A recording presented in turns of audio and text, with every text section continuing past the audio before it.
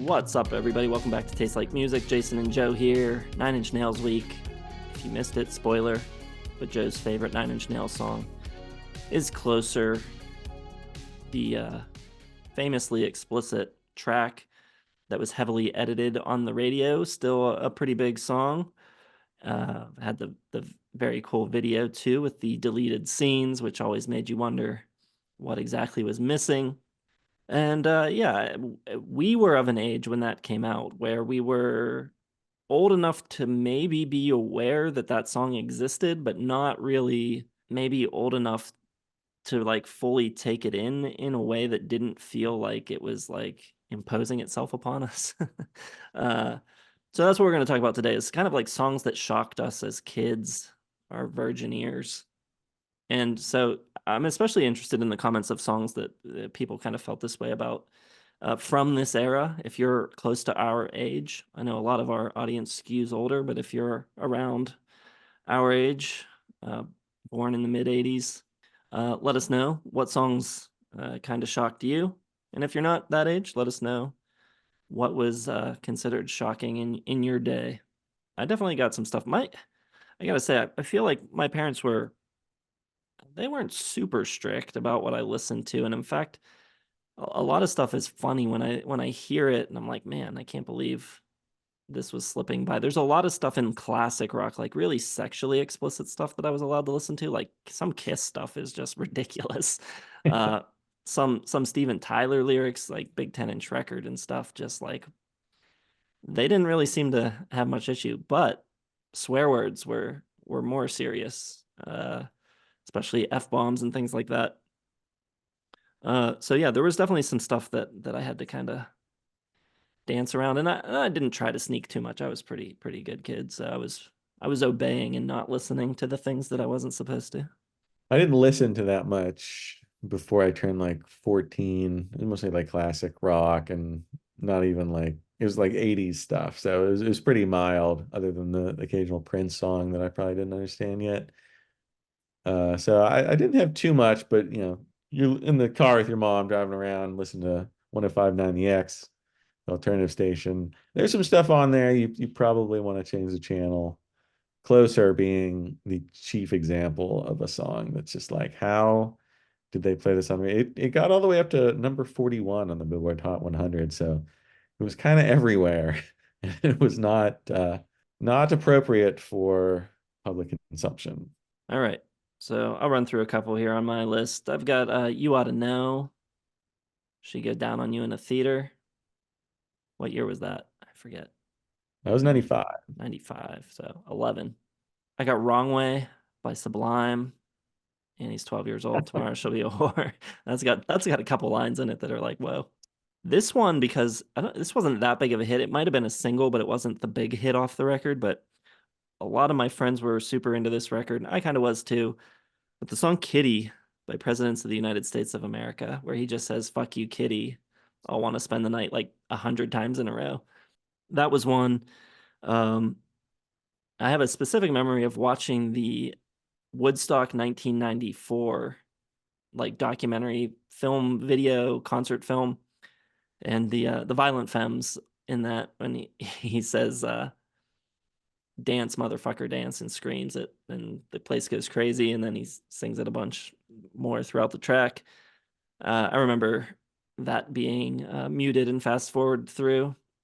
And then this one's a bit earlier. I think this is maybe very early 90s or late 80s even possibly. But I Touch Myself by the Divinals, of course.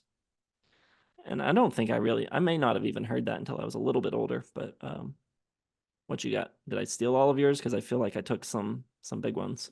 Well, I mean, Wrong Way, obviously. That's hard to believe that was on the radio.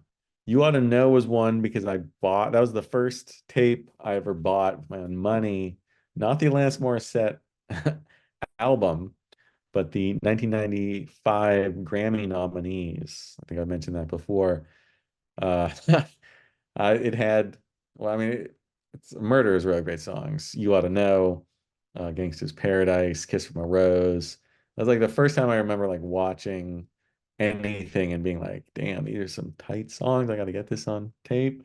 But it's the explicit version on the tape, so it was a little shocking to hear that kind of language. I didn't play that one in front of parents, it's for sure.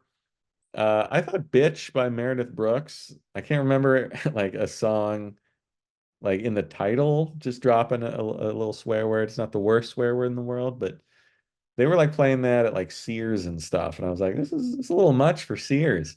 It's a little harsh. What else we got? It Wasn't Me by Shaggy.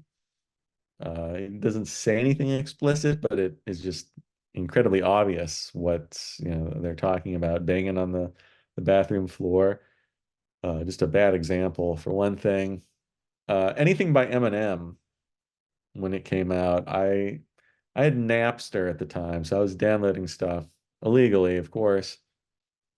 And I was sure not to play like the Eminem songs like Guilty Conscience around like anybody. Just my younger sisters know like they were gonna rat me out, so I had to be pretty careful about Eminem. And a couple more added up by the Violent Femmes. I think that was played on the radio a fair amount. It's not like the most explicit, but they got some stuff in there. Jeremy, every once in a while, they would play the whole thing on the radio before. And I always thought that was weird that they'll drop an F-bomb every once in a while on the radio late at night. That was probably the only ones when I was younger. There's some questionable ones, Rape Me by Nirvana and Afternoon Delight by Starland Vocal Band, of course. Very, very explicit. Yeah, those are some good ones. Yeah, Rape Me's a good call.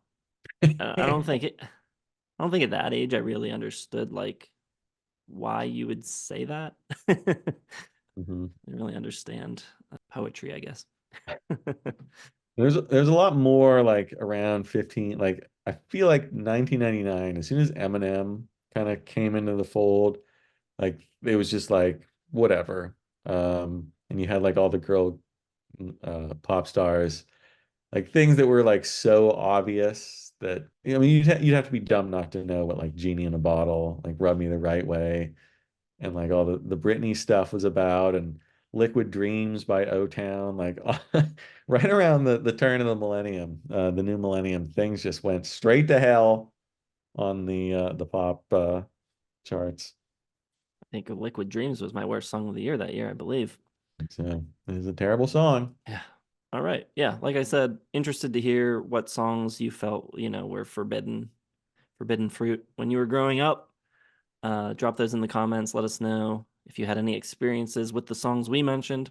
Hit the like button, subscribe, hit the bell for notifications. Check out Patreon in the video description, as well as social media links there as well.